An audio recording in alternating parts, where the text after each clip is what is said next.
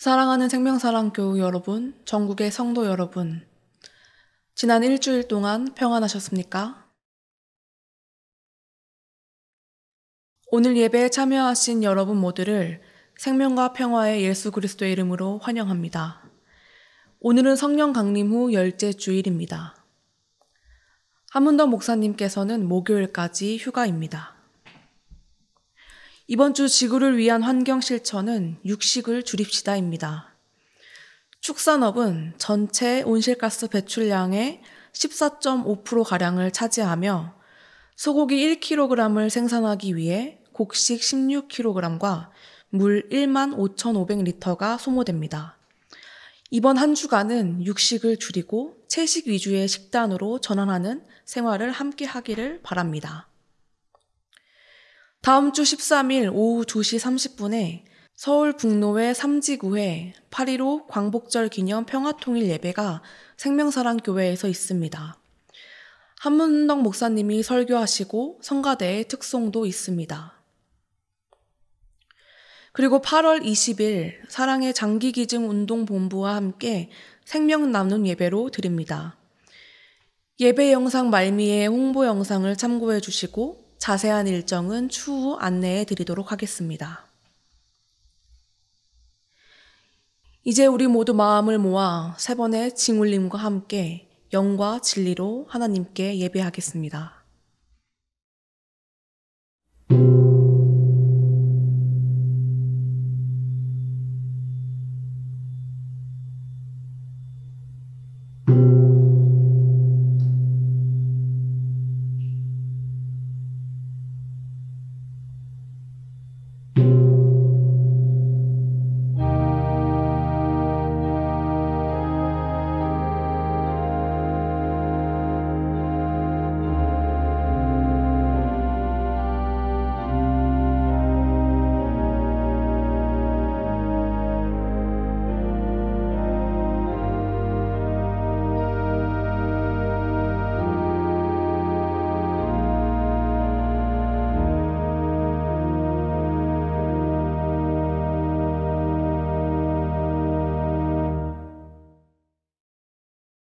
하나님께서 하신 일을 생각하며 주님을 영원히 찬양하려 합니다. 주님을 믿는 성도들 앞에서 선하신 주님의 이름을 우러러 기리렵니다.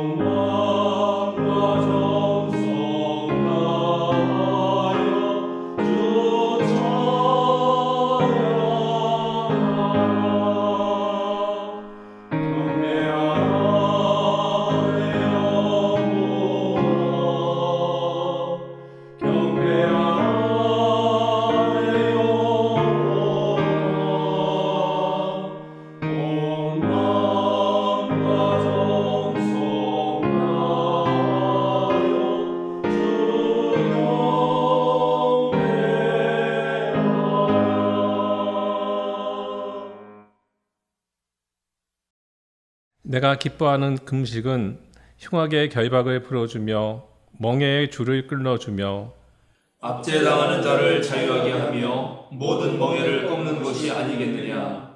또 줄인 자에게 내 양식을 나누어 주며 유리하는 빈민을 집에 들이며 헐벗은 자를 보면 입히며 또 내 곤욕을 피하여 스스로 숨지 아니하는 것이 아니겠느냐. 그리하면 내 빛이 새벽같이 비칠 것이며 내 치유가 급속할 것이며 내 공의가 내 앞에 행하고 여호와의 영광이 내 뒤에 호위하리니 내가 부를 때에는 나 여호와가 응답하겠고 내가 부르짖을 때에는 내가 여기 있다 하리라. 만일 내가 너희 중에서 멍에와 손가락질과 험악한 말을 제하여 버리고 줄인 자에게 내 심정이 동하며 괴로워하는 자의 심정을 만족하게 하면 내 빛이 흑암 중에서 떠올라 내 어둠이 낮과 같이 될 것이며 여호와가 너를 항상 인도하여 메마른 곳에서도 내 영혼을 만족하게 하며 내 뼈를 견고하게 하리니 너는 물된 동산 같겠고 물이 끊어지지 아니하는 샘 같을 것이라. 아멘.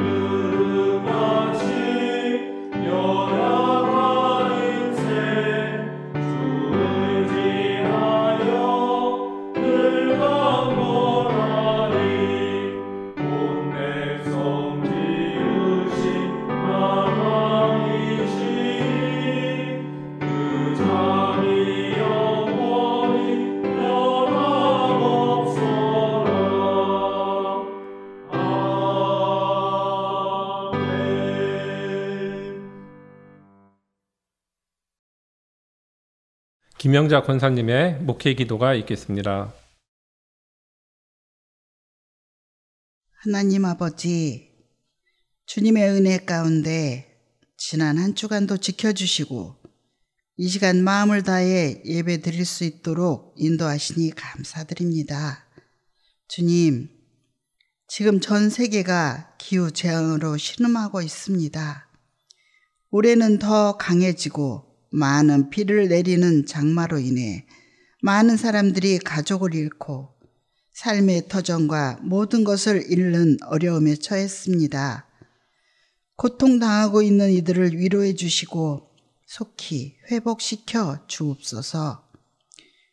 주님이 허락하신 피조 세계를 함부로 대한 저희들의 이기심과 탐욕을 용서하시고 이 땅을 다시 살리고 회복할 수 있도록 도와 주옵소서. 무더운 여름이 지나면 이제 새학기가 시작됩니다.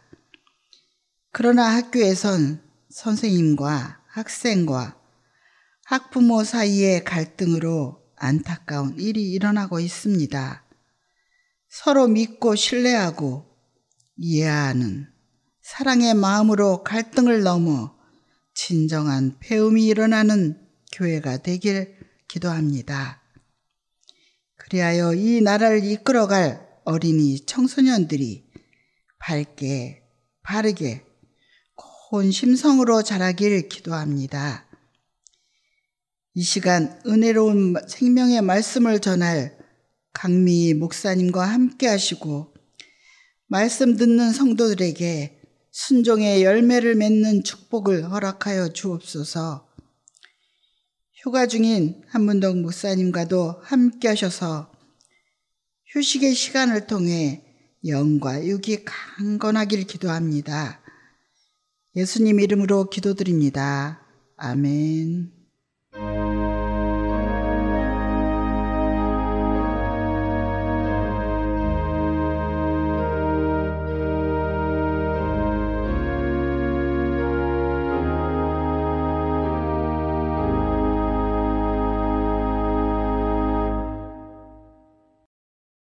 성령 강림후 열째 주일, 우리에게 주시는 성경 말씀은 출애굽기 13장 3절에서 10절, 누가복음서 18장 9절에서 14절, 로마서 3장 26절에서 31절 말씀입니다. 먼저 출애굽기의 말씀을 한 절씩 교독하시겠습니다. 모세가 백성에게 선포하였다. 당신들은 이집트에서 곧 당신들이 종살이 하던 집에서 나온 이날을 기억하십시오. 주님께서 강한 손으로 거기에서 당신들을 이끌어내신 날이니 누룩을 넣은 빵을 먹어서는 안 됩니다. 첫째 달인 아비월에 오늘 당신들이 이집트를 떠났습니다.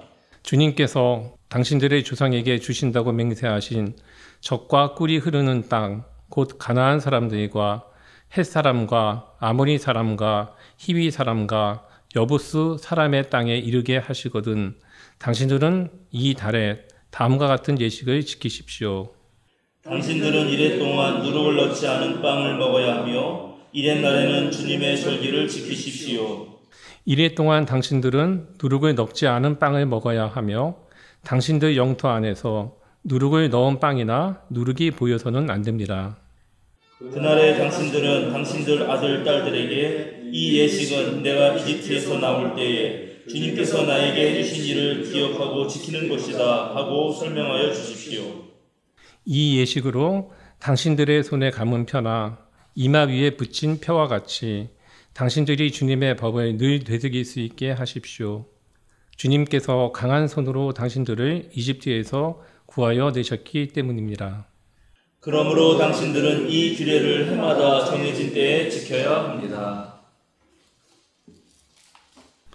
다음은 누가복음서 18장 9절에서 14절 말씀을 한 절씩 교독하겠습니다.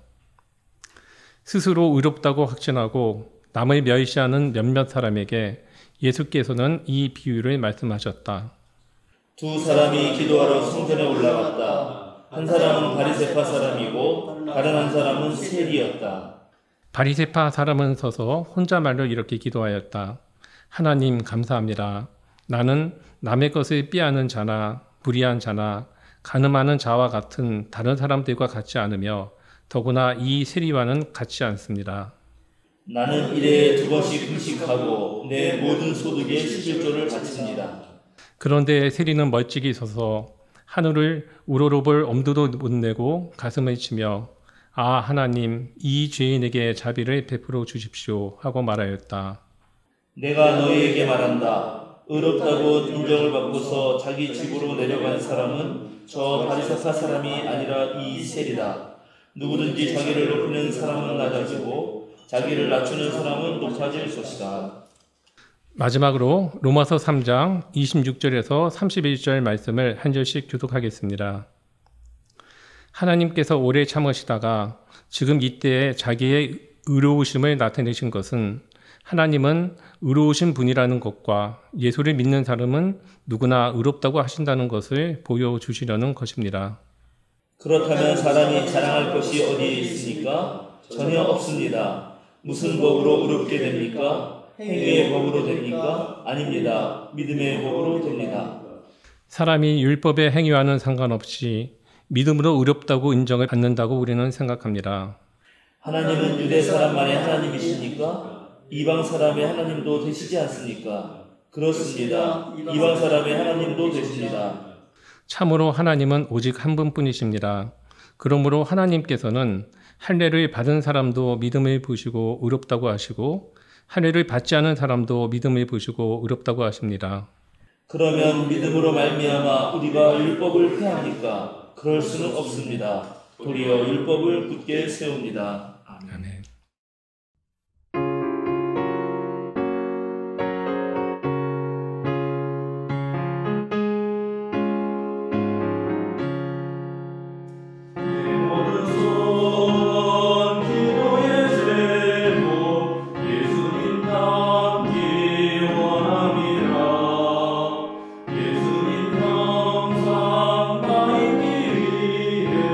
세상에 보아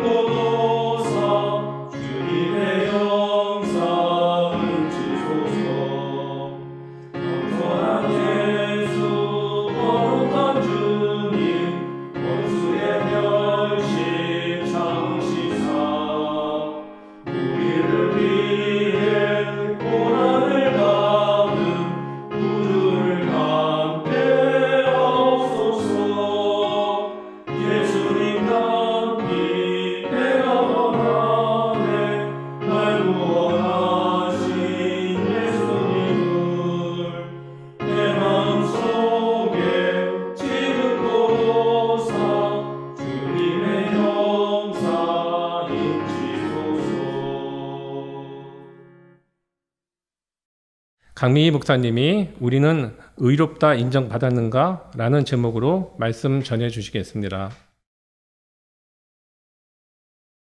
최근 서울의 한 초등학교 교사의 죽음으로 공교 현장에서는 교권 침해에 집중하기 시작했습니다.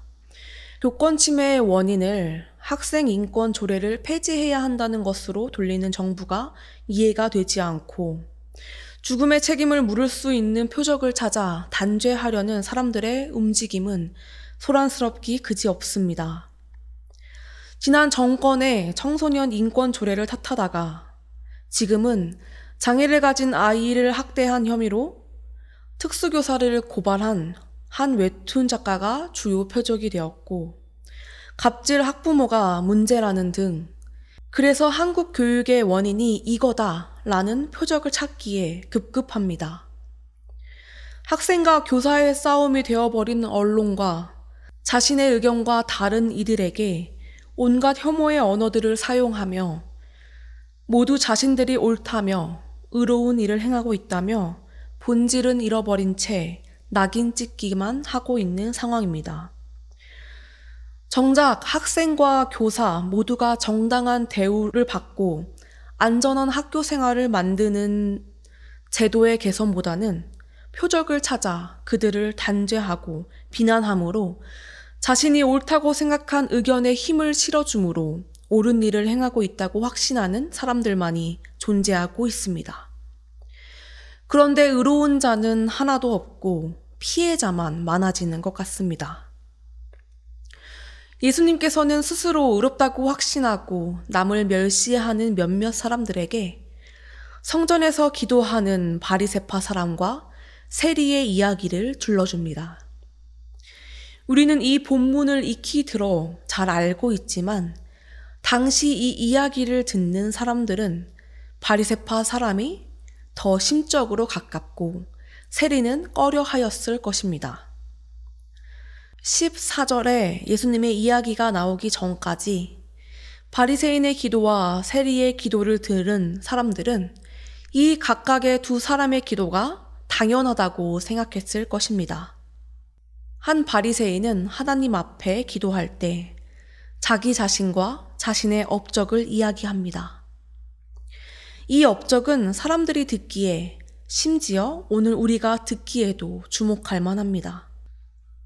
그리고 그 내용을 보았을 때 그것에 반대하거나 그 바리새인을 헐뜯을 수도 없습니다.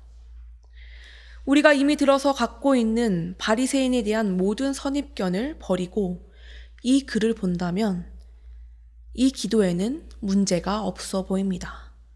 그런데 곰곰이 그의 기도를 생각해보면 그의 기도는 겉으로는 옳고 경건해 보이지만 이 사람에게서 하나님의 따뜻한 사랑을 느낄 수 없습니다. 그는 위대하고 거룩한 하나님의 긍휼에 자신이 얼마나 의존하고 있는지 모릅니다. 하나님의 사랑을 전혀 자신의 삶에서 찾아볼 수 없습니다. 그렇기에 그의 업적을 말하는 즉시 그의 말에서는 하나님의 경험을 찾아볼 수 없는 말들이 나오기 시작합니다. 그는 모든 사람을 강도, 사기꾼, 간음한 자로 여깁니다. 자신과 다른 이들을 모두 도덕적 실패자로 낙인시킵니다. 그는 자기 자신의 생활에 만족하고 타인에 대한 모든 연결을 끊어냅니다.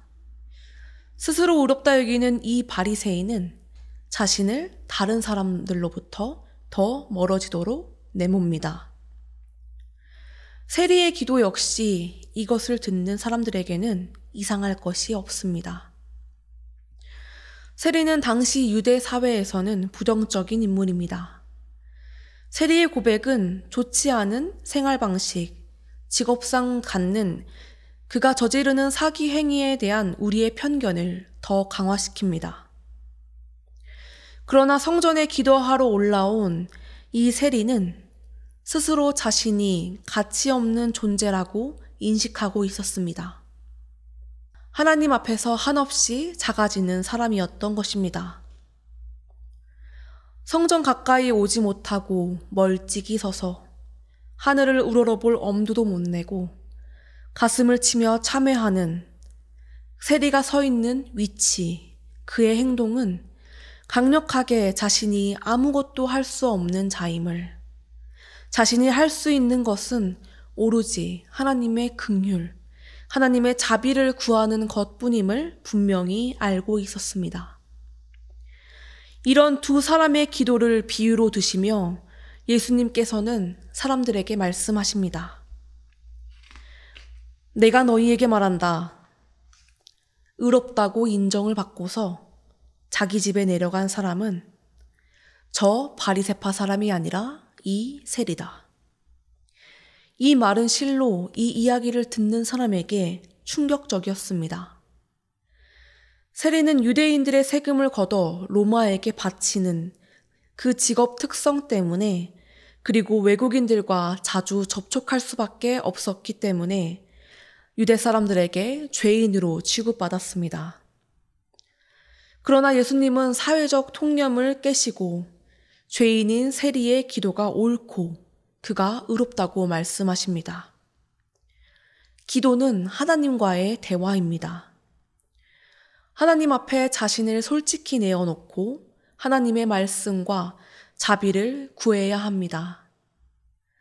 자신을 드러내거나 높이는 것은 기도가 아닙니다.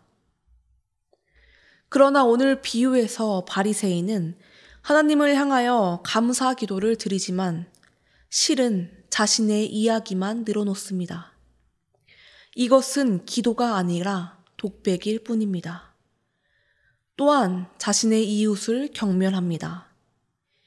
그러나 세리의 기도는 다릅니다. 자신감에 차있지도 않고 오히려 자신을 하나님 앞에 낮춥니다. 하나님의 자비를 간절히 구하고 있습니다. 자신을 낮추는 겸손함을 보이는 이 세리가 이웃을 업신여길 리 없습니다. 이 바리새인과 세리가 기도하는 모습은 두 사람이 얼마나 다른 신앙 그리고 삶의 자세를 가지고 있는지를 분명히 보여줍니다. 그러나 오늘 본문은 바리새인들이 열심히 지켜온 신앙, 전통, 생활 방식을 모두 비판하는 것이 아닙니다. 우리가 주목해야 할 것은 세리의 어떤 태도가 의롭다 인정을 받았는지, 이 바리새인의 어떤 모습이 의롭다 인정을 받지 못했는지입니다. 우리는 종종 한쪽으로 편향되는 경향이 있습니다. 이 비유를 통해서도 바리새인처럼 살지 말고 세리처럼 되어야지라고 다짐할지도 모릅니다. 그러나 오늘 본문이 원하는 것은 이것이 아닙니다. 바리새인의 경건한 모습은 실로 우리가 본받을 만합니다. 본문에 등장하는 한 바리새인은 의롭다 여김을 받지 못하였지만 바리새인의 일상에서의 삶마저 부정당한 것은 아닙니다. 바리새파 사람들은 율법의 금하는 것을 하지 않았습니다. 본문에서처럼 일주일에 2번씩 금식하며 모든 소득의 11조를 정확하게 하나님께 드립니다. 반듯한 삶을 위하여 끊임없이 노력하고 하나님의 말씀을 철저히 공부하고 지키려고 노력했습니다. 그런 노력만큼 경건한 유대인이 되었고 그들의 행위에서는 흠 잡을 것이 없습니다. 지금 그리스도인들의 바리새인들을 향한 부정적인 인식과 비난은 어쩌면 과도한 것일 수도 있습니다. 바리새인들의 경건한 태도는 우리가 분명 배워야 하는 것입니다. 하지만 우리의 경건이 누군가를 평가하고 폄훼하며 다른 사람의 신앙을 자신의 생각대로 평가하거나 잣대로 이용되어서는 안 됩니다. 왜냐하면 의롭다고 인정할 수 있는 분은 오직 주님 한 분이시기 때문입니다. 우리가 할 일은 바리새인들이 보여준 것처럼 우리의 삶에서 하나님의 뜻대로 살아가기 위해 우리의 행동을 경건하게 하고 세리처럼 겸손히 하나님의 자비를 구하는 일뿐입니다. 그러나 궁극적으로 우리에게 필요한 것은 역시 하나님의 자비입니다.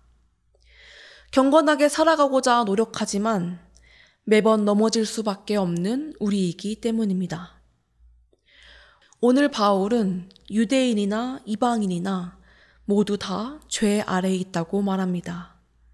누가 더 나으냐 이것이 초점이 아니라 유대인과 이방인이 나을 것도 못할 것도 없이 죄 아래에 있다는 점에서 같다고 말합니다. 유대인들은 율법을 철저히 지킴으로 자신들이 의롭게 될 수 있다고 생각했습니다. 그러나 율법이 사람을 의인으로 만들 수는 없습니다. 또한 우리가 선한 마음을 가지고 어떤 일을 할 때도 우리는 그 올바른 행동을 통해 인정받고 싶어 합니다. 선한 일을 통해 다른 사람들과 구별된 특별한 사람이 되고 싶어 합니다. 누군가의 인정을 바라는 것은 너무나 자연스러운 일이지만 이것이 낳는 결과는 결국 다른 사람과의 구별이 될 수 있습니다. 선한 마음이 아니라 남과 다르다는 인정만이 남을 수 있다는 것입니다. 바리새인들이 율법 준수를 통해 보여준 것도 이와 다르지 않았습니다. 오늘 바울은 사람과 사람 사이를, 하나님과 사람 사이를 갈라놓는 행위, 율법 준수를 넘어서 모든 존재가 하나님의 백성으로 인정받고 하나가 될 수 있는 새로운 아이디어, 즉 복음을 전해줍니다. 율법을 준수하는 행위가 아니라 믿음을 강조한 것입니다. 율법을 준수하는 행위는 우리 스스로가 우리의 행위를 통해 의롭다 여김을 받겠다는 태도, 유대인들이 보여주는 율법주의를 말합니다. 바울은 이것을 거부합니다. 그리고 오직 하나님의 은혜로 의롭다 하심을 얻을 수 있다고 강조합니다. 의롭다고 인정받는 것, 즉 하나님의 구원이 율법의 행위와 상관없다는 바울의 말은 우리가 어떤 삶을 살든 율법이 그 삶이 의롭다 인정받는 실질적인 근거가 될 수 없다는 것입니다. 바울은 유대인의 자부심과 실제 그들이 살아가는 행동 사이의 차이, 언약 백성으로서의 삶은 없는데 언약 백성이라는 자부심만이 남은 그 행위를 문제 삼습니다. 율법이 가진 중요한 의미는 지킬 생각을 안 하고 행위를 통해 다른 사람보다 자신이 낫다고 인정받기를 원하고 그저 자신의 의에 빠져 잘난 척만 하는 저들에게 너네처럼 율법을 지키는 것으로 의롭다 인정 못 받는다 라고 말하는 것입니다. 율법이 만들어진 의미보다 율법의 소유를 자랑했던 이들, 내면적 순종은 없으면서 외면적 신분만 내세웠던 이들, 마음의 할례는 받지 못했으면서 육신의 할례에 의존했던 이들을 비판하는 것입니다. 우리는 이렇게 외면적인 것에 집착합니다. 남과 나를 구별해주고 내 정체성을 분명히 해주고 나를 남보다 더 나은 존재로 만들어주기 때문입니다. 그러나 나는 다르다 라고 말하고 싶은 이 위선적인 본능, 그것이 나를 의롭게 만들어주지 않습니다. 이것은 또 다른 죄만 낳을 뿐입니다. 우리를 죄로부터 스스로 구원할 수 없습니다. 우리를 억눌림으로부터 건져 올릴 수 있는 진짜 해답은 하나님께서 값없이 우리에게 주시는 그 은혜뿐입니다. 그 하나님의 은혜는 당사자의 행위와 자격과는 무관합니다. 우리가 착각하지 말아야 할 것은 바울은 한 번도 올바른 행위를 나쁘게 말한 적이 없습니다. 그가 처음 쓴 데살로니가 전서에서 그는 성도들의 삶을 믿음의 행위와 사랑의 수고와 소망의 인내라는 세 마디 말로 요약합니다. 바울은 믿음과 행위를 하나로 엮습니다. 바울의 입장은 이 믿음과 행위의 뒤엉킴을 말합니다. 믿음의 조상이라 불리는 아브라함은 자신의 판단을 내려놓고 하나님의 뜻대로 행했을 때 하나님께 의롭다 인정을 받았습니다. 우리는 하나님을 믿는다고 고백합니다.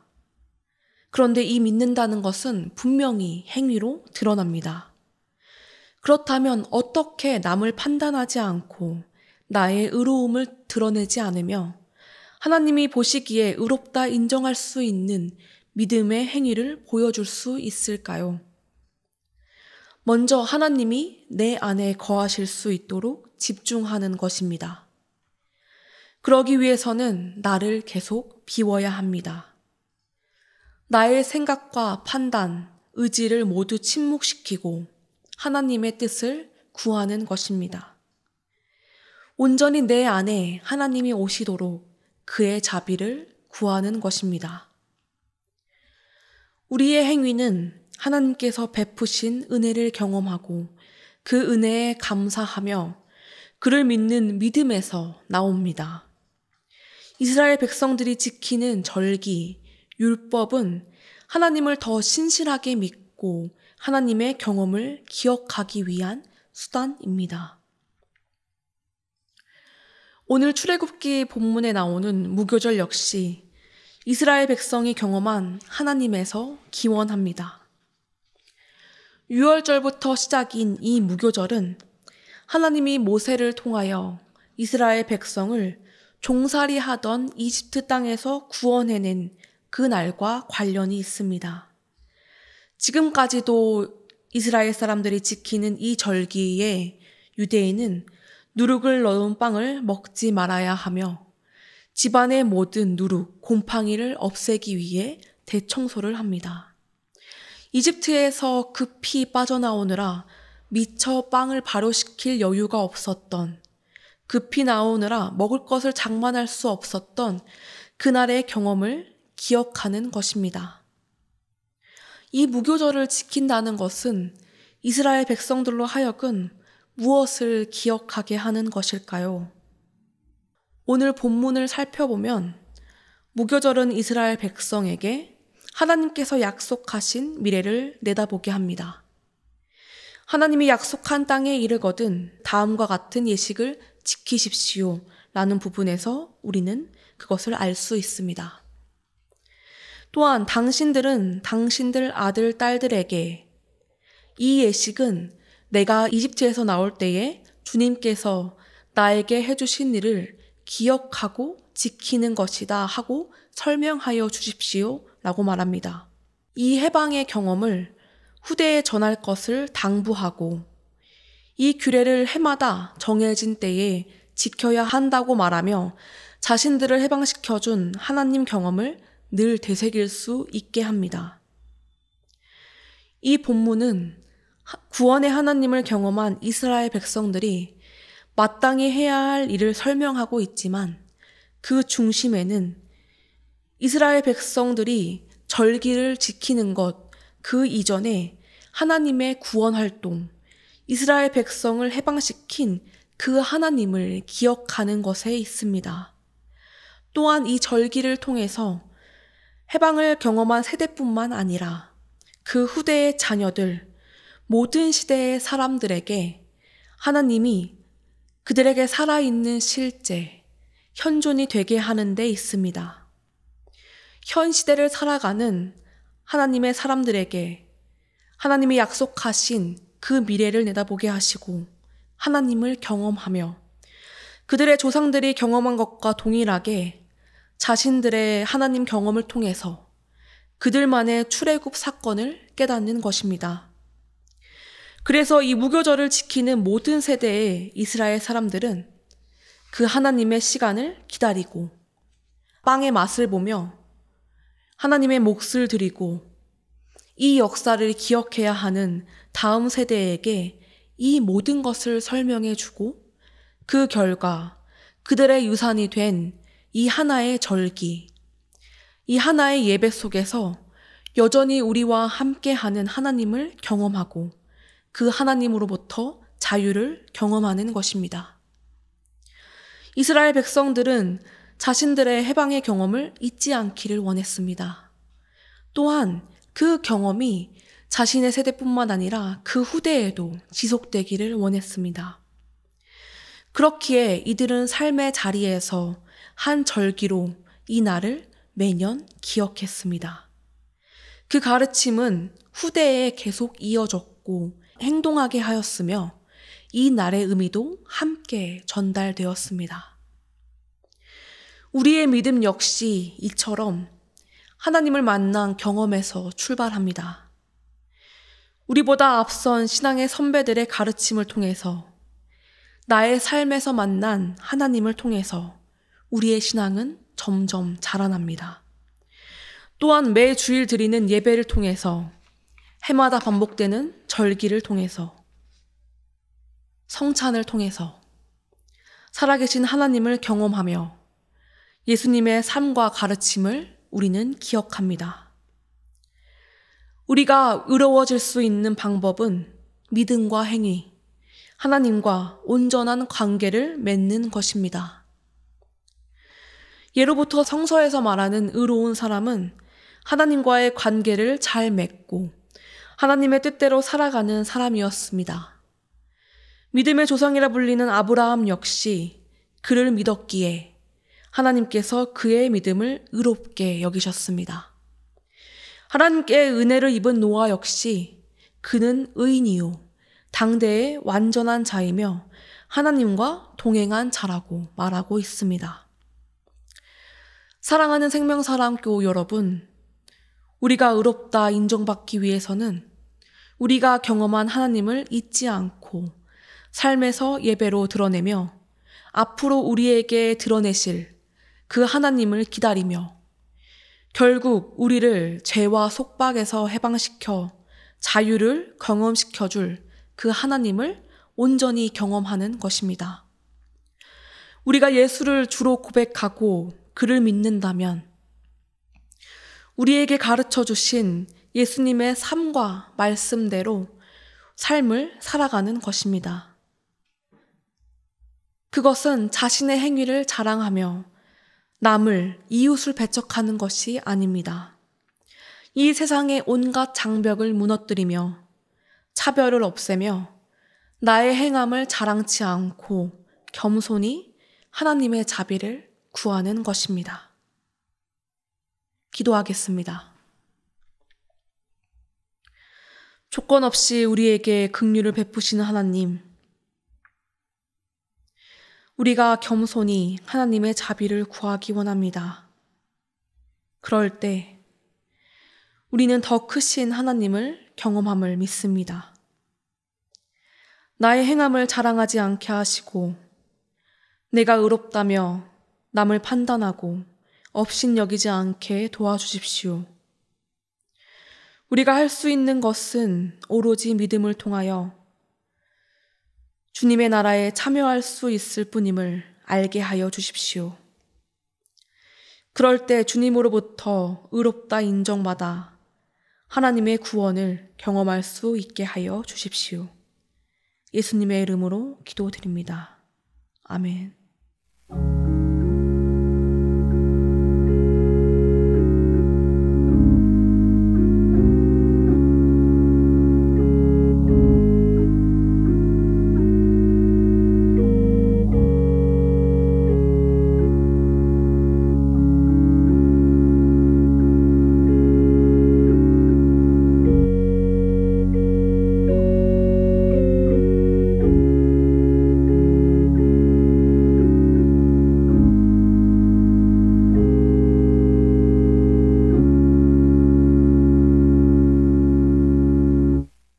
다 함께 사도신경으로 우리의 신앙을 고백하겠습니다. 나는 전능하신 아버지 하나님 천지의 창조주를 믿습니다. 나는 그의 유일하신 아들 우리 주 예수 그리스도를 믿습니다. 그는 성령으로 잉태되어 동정녀 마리아에게서 나시고 본디오 빌라도에게 고난을 받아 십자가에 못 박혀 죽으시고 장사된 지 사흘 만에 죽은 자 가운데서 다시 살아나셨으며 하늘에 오르시어 전능하신 아버지 하나님 우편에 앉아 계시다가 거기로부터 살아있는 자와 죽은 자를 심판하러 오십니다. 나는 성령을 믿으며 거룩한 공교회와 성도의 교제와 죄를 용서받는 것과 몸의 부활과 영생을 믿습니다. 아멘. 함께 보냄 찬송 366장 어두운 내 눈 밝히사 찬양하겠습니다.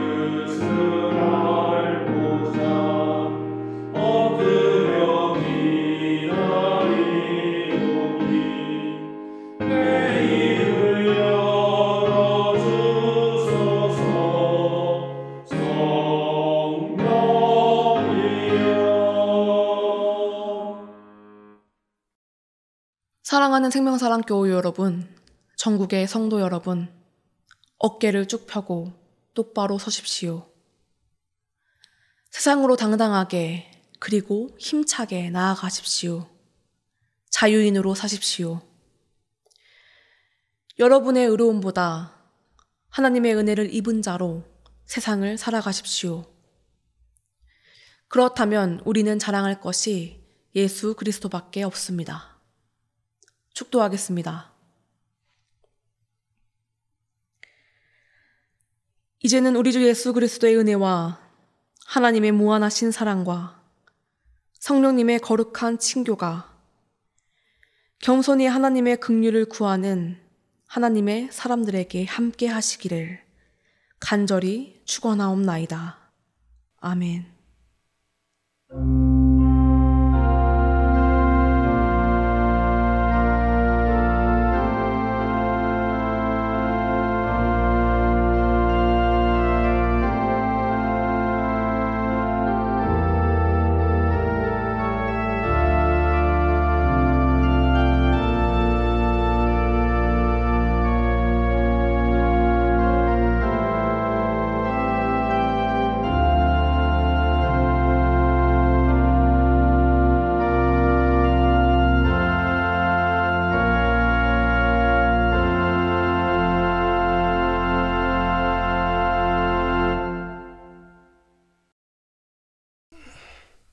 오늘은 성령 강림의 열째 주일입니다.